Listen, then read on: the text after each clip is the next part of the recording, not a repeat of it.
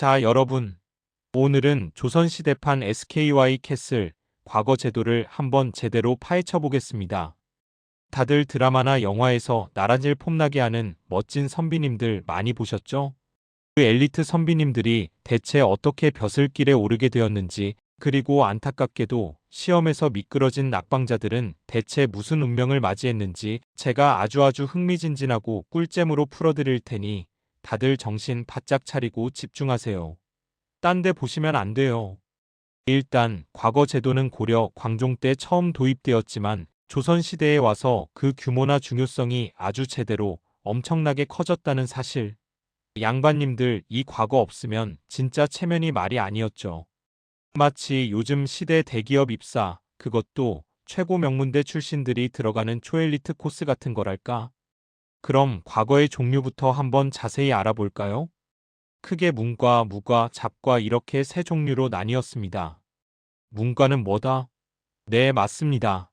글 좀 쓴다 하는, 소위 글깨나 읽었다 하는 선비님들의 꿈과 희망, 바로 등용문이었죠. 요즘 식으로 비유하자면 문과 톱티어는 행정고시, 수석 합격, 금수저 엘리트 코스 받는 거나 마찬가지였어요.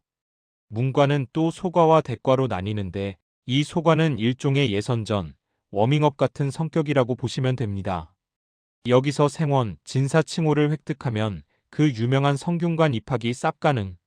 쉽게 말해 명문 중의 명문, SKY 뺨치는 초명문대 입학 티켓을 손에 쥐게 되는 거죠. 생원 씨는 유교 경전에 대한 완벽한 이해도를 평가했고, 진사 씨는 시, 부, 책 등의 문장 실력, 즉 글짓기 능력을 집중적으로 평가했습니다. 자, 이제 드디어 대망의 대과 차례.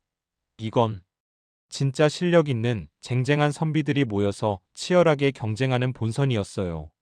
초시, 복시, 전시 이렇게 무려 3단계를 거치는데, 초시는 각 지방에서, 복시는 서울에서 시험을 봤습니다. 그리고 대망의 최종 보스 전시.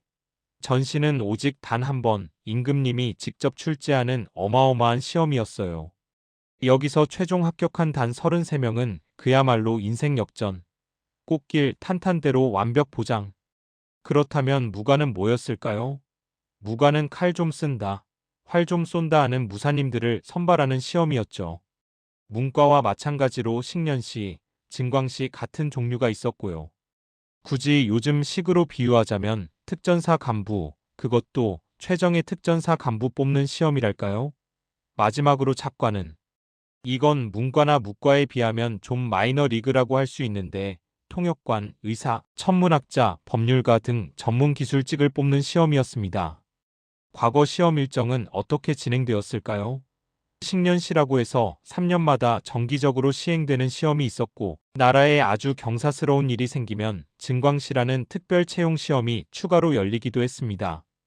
예를 들어 왕비님이 예쁜 왕자님을 등남했다.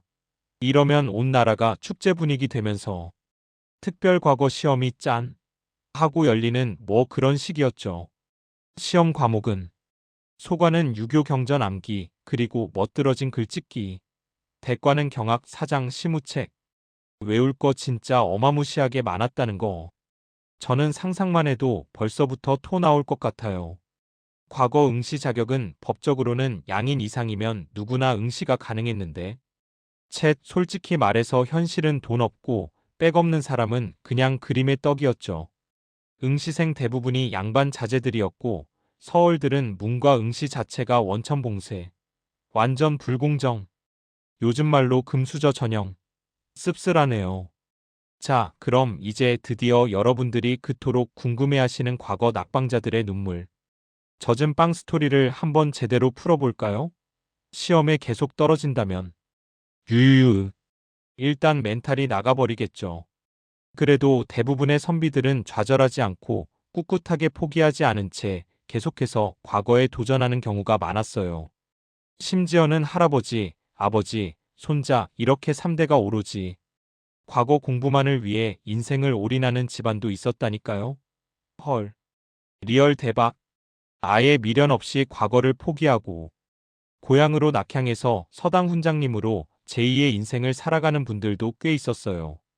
그것도 아니면 눈물을 머금고 겨자 먹기로 어렵게 장사를 시작하거나 기술을 배우는 분들도 있었는데, 문제는 양반 사회에서는 이런 분들을 완전 루저, 실패자 취급했다는 슬픈 사실. 진짜 힘들었겠죠. 과거에 딱 반이 급제하면 벼슬도 벼슬, 돈도 돈, 사회적 지위까지 아주 팍팍 올라가는데, 반대로 시험에 댕 하고 떨어지면, 그렇다고 해서 과거 시험이 아주 엉망진창, 완전 똥망 제도였다고 단정 지을 수는 없어요. 나름대로는 능력 있는 인재를 선발해서 국가와 사회 발전에 크게 기여하기도 했거든요. 하지만 부정행위 또한 엄청나게 많았다는 사실.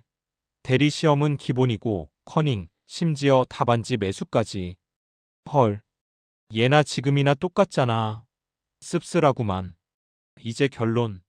과거 제도는 분명 조선시대 엘리트 양성 시스템으로서 중요한 역할을 담당했지만, 태생적인 불공정성, 만연한 부정행위, 그리고 과거 만능주의와 같은 심각한 문제점 또한 안고 있었다는 거.